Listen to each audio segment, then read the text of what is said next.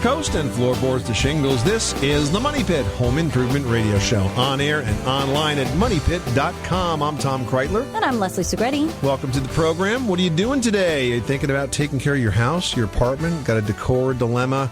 Got something that needs fixing? Does the floor squeak? Does the toilet leak? Are you dreaming of some projects for the spring and summer months ahead?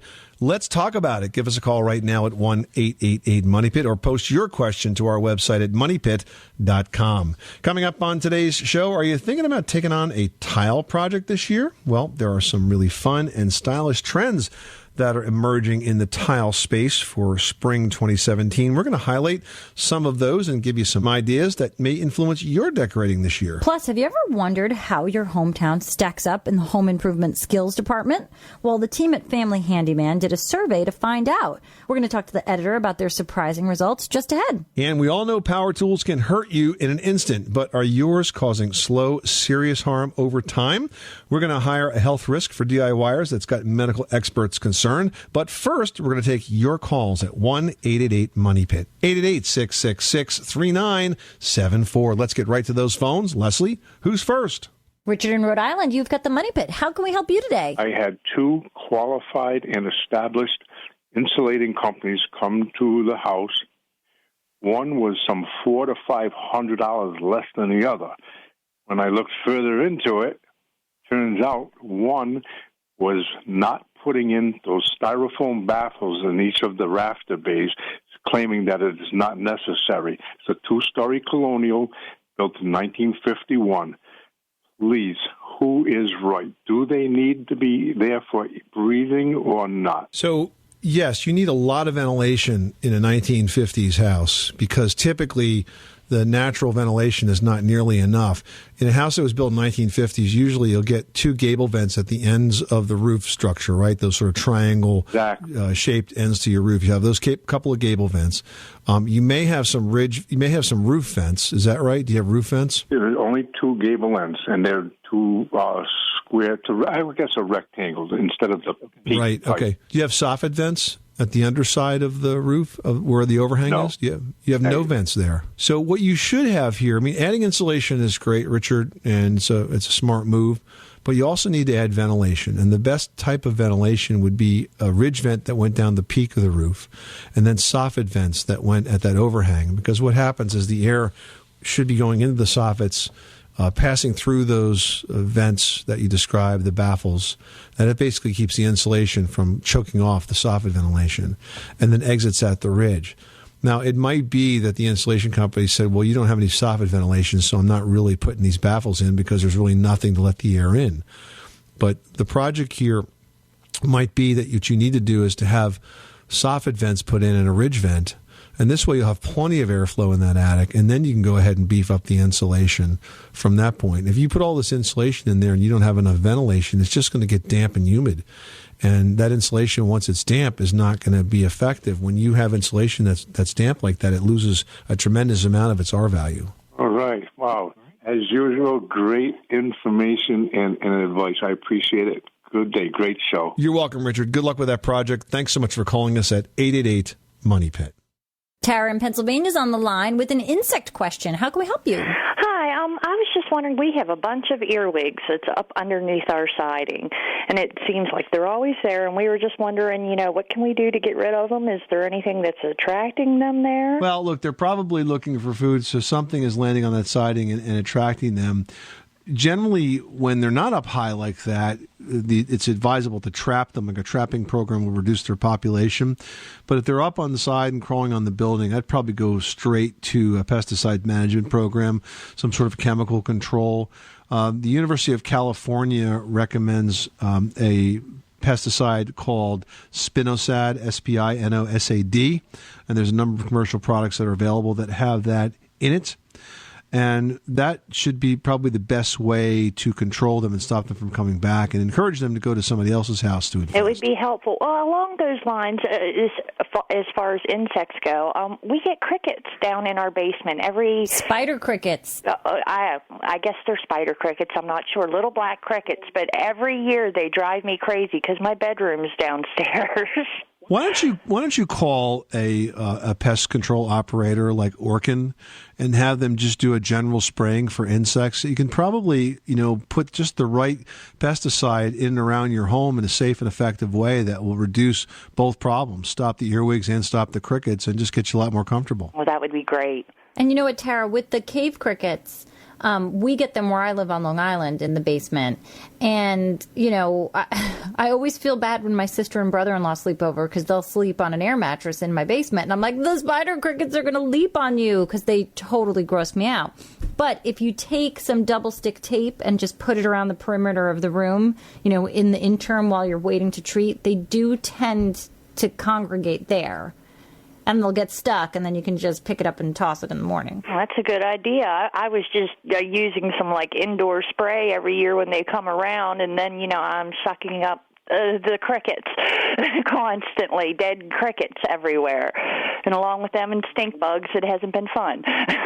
Yeah, I bet. Tara, when it comes to making decisions as to whether or not you should go with a professional or use the sort of the do-it-yourself approach, I always feel that if you go with a pro, they're actually going to use less pesticide than you're applying yourself, and it'll be done in exactly the right manner with just the right amount to take care of the problem. I think people tend to overspray when it comes to the over-the-counter pesticides and actually put themselves in greater danger. Does that make sense? Okay, well, thank you very much. Good luck with that project. Thanks so much for calling us at 888-MONEY-PIT. Sparky in Georgia's on the line with a question about cleaning a bathroom. How can we help you today? I live in a subdivision, about 65 employees out in the country. I actually test the water on a daily basis for the chlorine and report that at the end of the month to the local provider. I've got a two-bedroom house. In one bathroom, I've got no problem with the water in the tank or the bowl. In the master bedroom, I've got the bath where it's got a black ring, water ring, and I've replaced the water line, the inside of the water tank, replaced the entire bowl, and it continues to come up. Even after we clean the bowl, we still get that black water ring. So you're able to remove it, but it comes back. That's correct. And it only shows up on that bathroom and not others. That's correct. And the products that we've gotten from the off the store shelf have not been able to help either. We've actually gone to the internet and said the more chlorine you put in it, the more of that black ring will come back.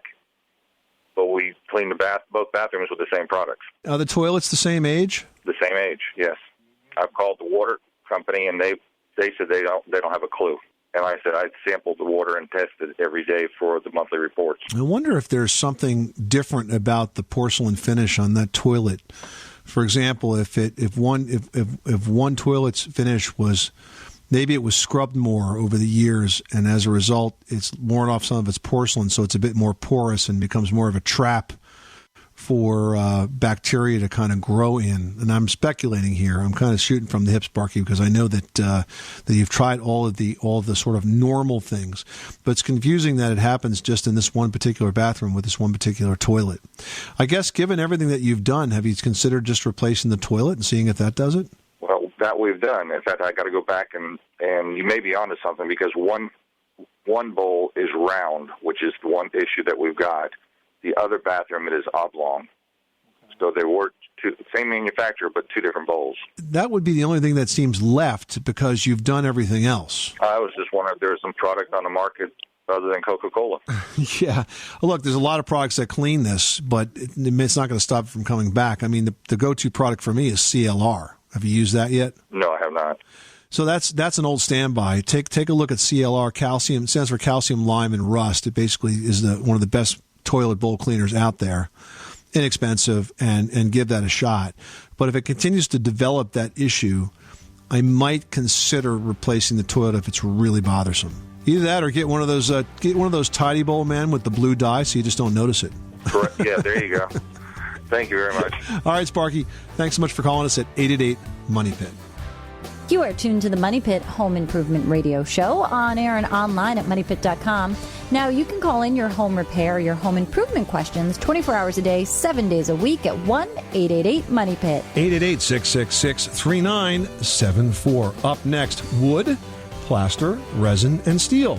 These may not sound like styles of tile, but they actually are, and they're among the hottest new looks for 2017. We're going to have those details after this. You live in a money pit.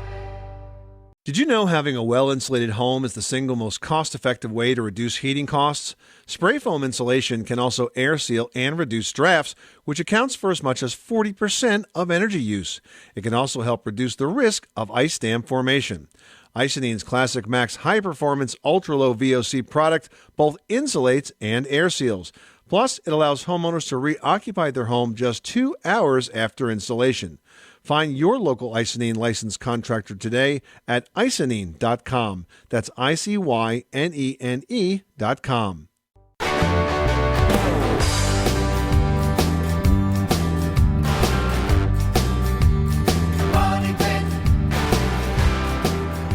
Making good homes better. Welcome back to the Money Pit Home Improvement Radio Show. I'm Tom Kreitler. And I'm Leslie Segretti. Give us a call right now with your home improvement question at 1-888-MONEY-PIT. No matter where you are or when you are listening to this show, our call center is always open to take your question at 888-666-3974. Greg in Washington is on the line and wants to heat his home with a wood stove. Tell us about your Money Pit. Well, sure. I heat my home with the wood stove. And it's about 10 years old, the stove is, and it's a pretty good quality stove. And it's the main source of heat for my house, but I've been really disappointed in it. The house is drafty, and when the fire dies down, the house cools down in a hurry. And I've had the insulation checked out, so it's well insulated, and I think the problem is the wood stove. Right now, the air intake for the combustion chamber's at the bottom of the stove, and so it's taking in room air, and I think that's causing a draft. And I've talked to a lot of our neighbors, where we live, there's lots of wood, so a lot of people heat with wood, and they all say that it would make a big difference if I were to hook up the stove to an outside source. I'd be taking, cold air from the outside in. So I went down to our dealer where I bought the stove and basically told me he could sell me what I'm looking for, but I'm going to be disappointed.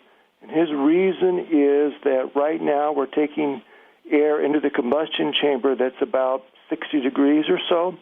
And if I add the outside intake, I'll be taking air into, let's say, 20 or 30 degrees in temperature, and I'll be spending a lot of energy just heating the air from the outside. He recommended not to do it. So the question is your opinion, this would be worthwhile to do or not? Most modern fireplace and wood stove systems include a combustion air intake. In fact, in some cases, it's required.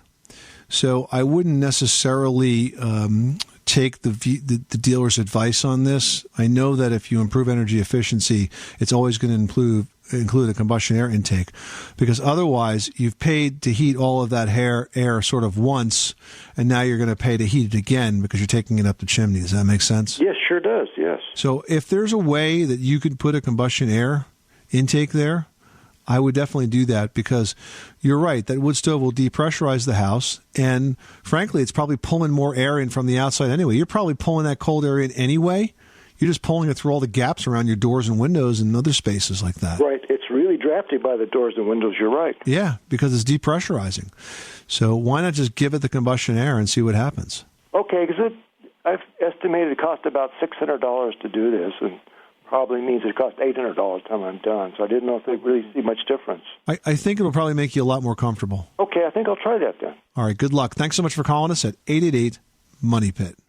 Well, tile has always been a very popular building material, but now there are some really fantastic new trends that are emerging for 2017, and they've really stepped up the style and the color that's truly going to make a fantastic addition to your home's decor.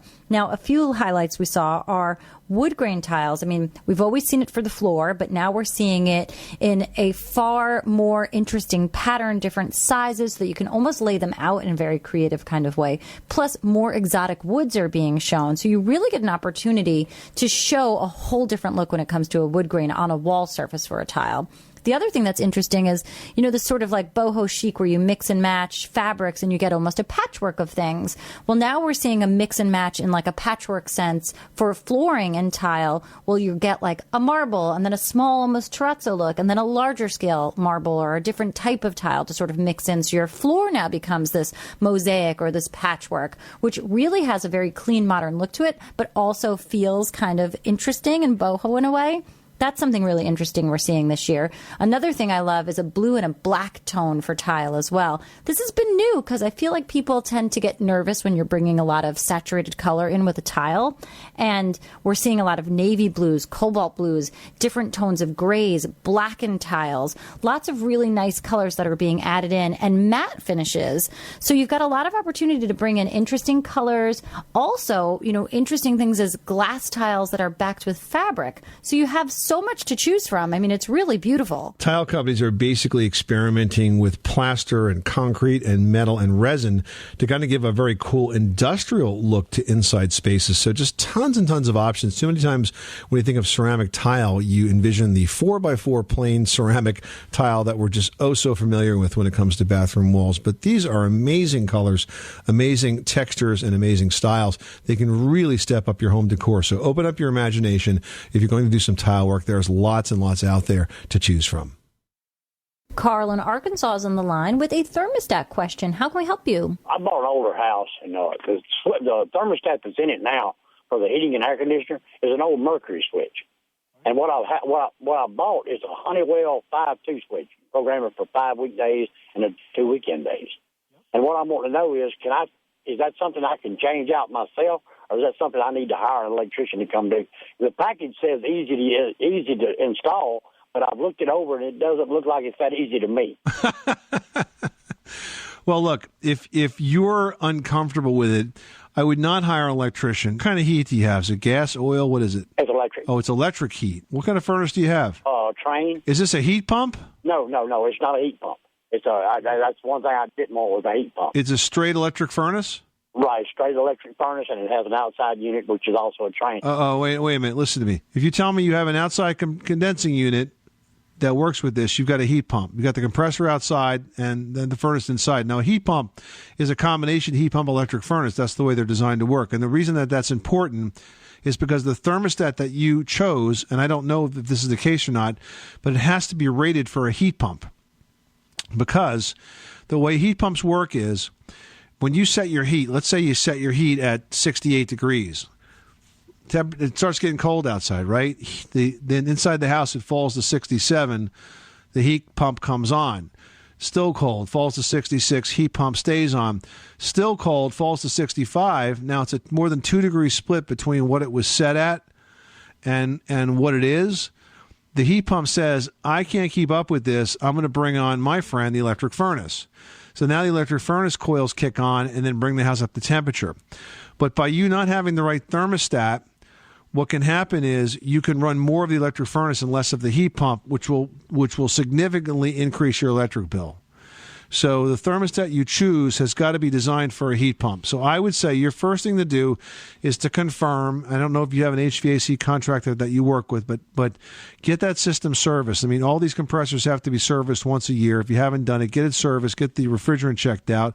While that guy's in the house, have him install a heat pump rated thermostat. Because you're obviously uncomfortable with it, and we don't want you to have all those wires apart and just have a problem when you got no heat or no air. So I wouldn't do it myself because you're uncomfortable with it, and when in doubt, don't do it.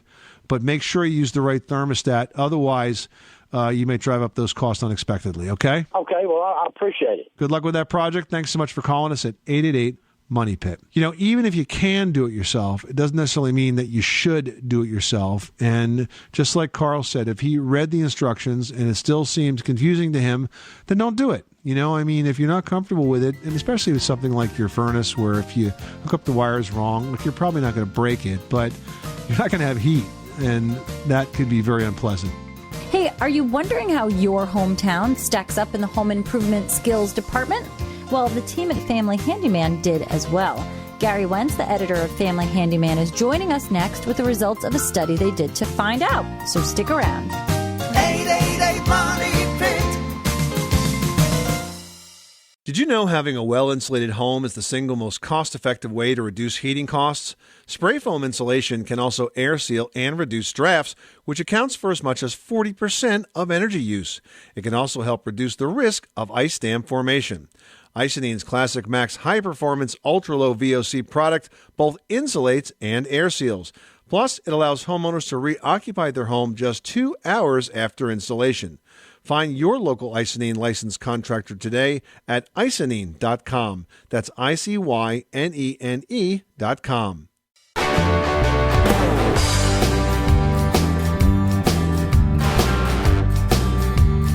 Money Pit. Making good homes better. This is the Money Pit Home Improvement Radio Show. I'm Tom Kreitler. And I'm Leslie Segretti. Well, when you're in the middle of a home improvement project, surrounded by sawdust and the shambled state your home might be temporarily in, it can sometimes feel like a pretty lonely world. But of course, it's not, because there are lots of folks doing projects just like you. That's right. And if you're wondering what kind of projects that folks are actually doing, that was a question that intrigued our next guest.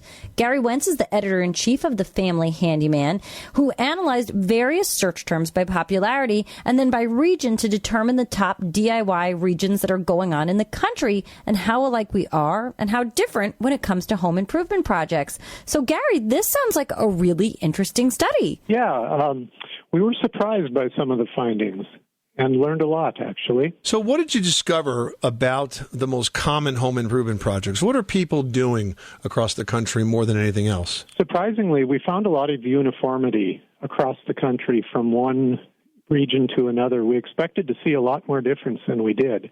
There are some regional differences we find. You know, for example, in the South, they're still looking at outdoor projects, lawn and garden stuff, in the winter, which doesn't happen up north. In the northern states, of course, they're looking for things like, one of the most common is basement remodeling. Interesting. And that squares with a lot of the questions that we get on basement remodeling, because there are so many folks out there that think their basements can't be remodeled because they're wet and they've had a flood or two in their history. But with a few simple improvements, generally to grading and drainage, they can dry that space out and get right back to work. And what about the most common cities that are tackling home improvement projects? Are there some cities in the country that seem to be doing more than others? Oh, yes. We found that Salt Lake City, Utah stood out as the most DIY active city in the country. Well, they're an industrious lot out there in the West. Yeah, generally we found that DIY activity seems to be more common in the North. For example, of the 20 top cities for DIY activity, only 4 of them were in the southern half of the United States, whereas 8 or of those 20 cities, those top 20 cities, 8 of them border Canada. You know, it's interesting. Some of your studies are showing that there's a commonality across the country, and one of them is issues with toilets. I mean, come on, this happens to everybody. At least now you're confirming that this does go on all over the place. Yeah, but what is kind of interesting is that we find that our traffic on clogged toilets spikes every Sunday. Is that right? I guess that's when, that's probably when you're entertaining, there are right? various theories as to why that could be, and you can throw in your own, of course. Sporting events. My own is simply that people are home on Sundays, and therefore causing toilet clogs. Large family meals, sporting event gatherings, all of those things. Yeah. Yep, watching the Super Bowl and stuffing yourself all day. So if you're a plumber, you want to make sure you're working Sundays and taking Wednesdays off, I guess. Yes, and charging time and a half for your labor. There you go. And this is not surprising, but I'm glad to see it's in here. How to build storage sheds, also a big common topic across the country. There's been a big renaissance in storage sheds. You know, not only do we have the good old-fashioned storage shed we throw our lawnmower in, but we've got the man cave and the she shed out there. Yeah, we've been finding in recent years that while we still call them storage sheds, they're getting used for all kinds of things.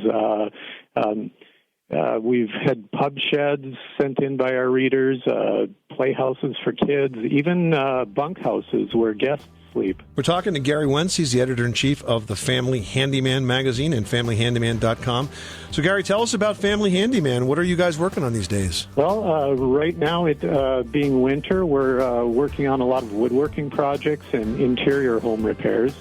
We're in Minnesota, so we do all of our interior stuff during the winter, and then in the summer we're out in people's yards building yard sheds and other outdoor structures. Gary Wentz, the editor-in-chief of Family Handyman. Thank you so much for stopping by the Money Pit, Gary. All right. Well, I thank you guys. All right, listen up, homeowners. You know power tools can be dangerous, but there's a new danger you might not have heard of. We're going to have tips to keep you safe next. You live in a money pit.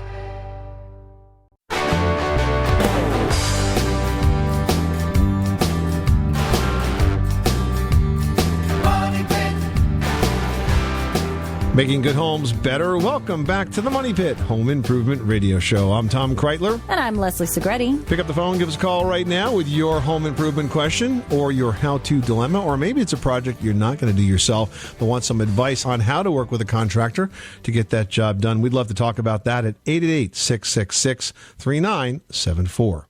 Now we're heading over to Virginia where Margaret has a question about a bathtub. Tell us what's going on. We have an old cast iron tub, and it's real rusty in spots, and I'm wondering what we could do to restore it. Now, when you say real rusty in spots, are we talking about big spots, or are we talking about like small little ones from a chip here and there? No, we're talking about big spots because the water, it was not good water when we first moved here, and so it had a lot of wear and tear on it about 40 years before we moved here, and we've been living here probably about 45 years. So your tub's almost 100 years old, huh? Exactly. Yeah. Well, look, it served the house well. It's not going to last forever. It needs to be reglazed at this point. And I've had some experience with folks that have tried to reglaze these tubs inside the house, and it can be done. It's an awfully messy and intensive job. And unless it's done professionally, it doesn't seem to last very long. There are home reglazing kits, and Rust-Oleum makes one that's for tub and tile, but I wouldn't expect it to last all that long. The best way to do this is to have the tub taken out and reglazed. But if you're going to do all that, you might as well replace it and not just have that reglazed unless it's particularly beautiful. I think those are your options. It's not easy to do a touch-up to something like this when it's just got it's got almost 100 years of wear and tear on it. Oh, yes. Okay, that was my question. I appreciate that. Unfortunately, Margaret, there's no easy way to remove 100 years of wear and tear on that tub, and so you're probably better off just replacing it. Well, if you work with power tools, I'm sure you're doing everything you can to make sure that you are working safely. But here's a scary fact. Only about half of do-it-yourselfers do anything to protect their ears, which can have some pretty serious consequences. I mean, it's this repetitive, like high-pitched noise that goes along with certain power tools that really can cause problems. Actually, it's the ongoing exposure to noise that's about 85 decibels or higher, and that's where your hearing can be damaged. And 85 decibels really isn't hard to come by. Now, circular saws and chainsaws come in at over 100 decibels, and even electric drills, power lawnmowers, weed trimmers, and bandsaws are in that unsafe zone. I mean, those are tools that you wouldn't even think of being as a hazard for your ears. And the thing is, the damage can actually creep up on you. Hearing loss from loud noise happens over a long period of time, so you're probably not even going to realize it's happening. But if you use the tools on a regular basis, you may be speeding up that hearing loss. Yeah, so to protect yourself, guys, you want to make sure that you use hearing protection for any loud jobs. Earplugs and noise-reducing earmuffs will do the trick. But there's also electronic ear protection that lets you listen to the radio or iTunes, where you can even listen to us at the Money Pit instead of just muffling those sounds of your power tools. So you don't even need to miss your entertainment when you're taking on those tools. So think about it. Just take care of your ears so your ears can take care of you. 888-666-3974. Give us a call right now because we'd like to take care of answering your home improvement questions. Nadeem in Missouri is on the line with a foundation question. How can we help you today? I do have a slab home, and I'm having some problem of the one side of my house is sinking down. I keep seeing the problem is happening, it's been a year now, and I see cracks, and every day there is something new, and I realize with the help of a friend of mine that he told me this is a sinking foundation problem. So my question is, what option I do have, either going ramjack like this side of the house, or putting a foaming in the foundation so it can lift that part of the house, and is that going to affect the rest of the house, or it will help? So Nadeem, tell me what you're seeing when you say these cracks. Are you seeing them in the floor of this house, or where are you seeing the cracks? I see them in the ceiling, and I see them in the door frame, the front door frame. Like you can see when you have a really tight door, you would see kind of like you have to have an equal gaps, like the whole rectangle. But this one is like you can see this one side of the door is going down, and it's getting time and time.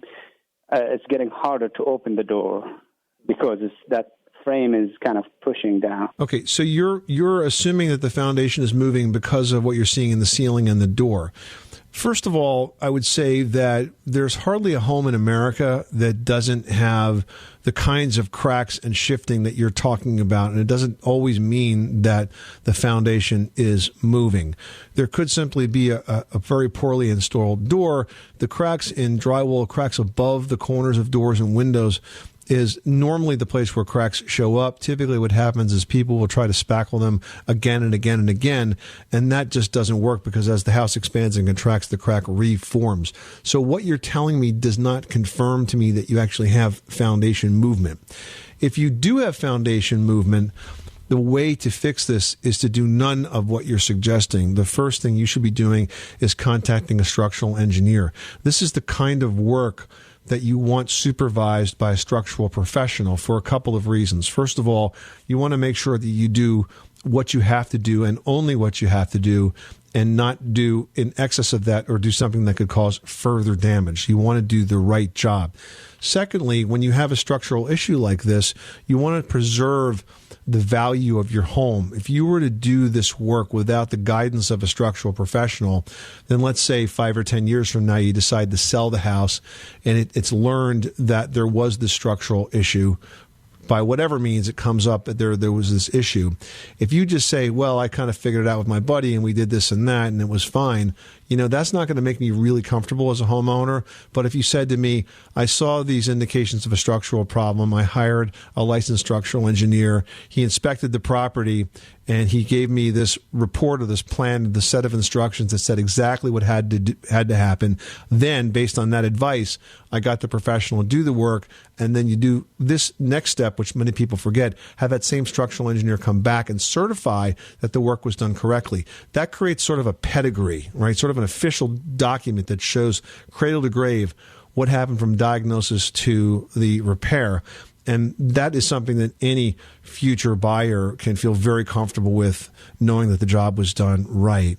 So I would say that if you continue to have ongoing concerns, what I would suggest that you do first is to have it inspected by a structural engineer to determine whether or not this is just normal movement in the house or you do potentially have an issue, and then take it from there. I wouldn't guess about this. I wouldn't call contractors in. Everyone's going to have a different opinion, and you're not necessarily going to get the straight scoop. I would spend time researching engineers that do this kind of work and get the opinion from them first. Let them do an on-site inspection. I think that's the best way to proceed and get it right. Does that make sense, Nadine? Exactly, yeah, and I agree with you on that. But usually, where could I find these? Like, just Google them, or do you recommend some companies I can go with? Structural engineers, you should be able to find them like you find any other professional. You can find them through an online search. You can find them through professional referrals of people in your area. You may be able to use a service like Home Advisor to find an engineer that does that kind of work. You could speak with architects in the area because they often have relationships with structural engineers, because very often when new homes are designed, there's a structural engineering component to it. But do a little legwork, and you'll find the best guy that way. Perfect. Thank you so much for the advice. You're welcome, Nadeem. Good luck with that project. Let us know how you make out. Coming up, one of the most common floods that happens inside your home occurs in your laundry room. We're going to give you some tips to stem that tide after this. You live in a money pit.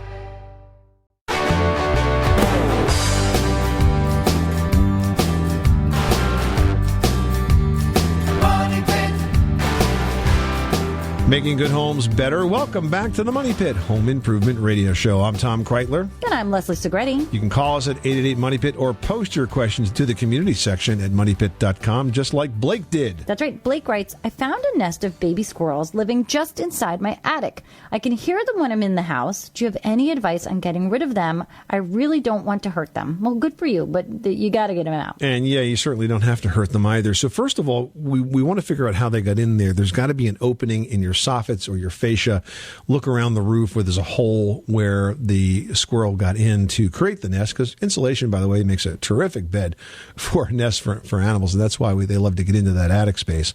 So find that so you can clog it up, and you can stuff the hole with steel wool or something like that, or just repair it so you can't get animals in there. But to get rid of the ones that are there, I'd recommend you use a Have-A-Heart trap, which is a humane trap that basically traps the animals live.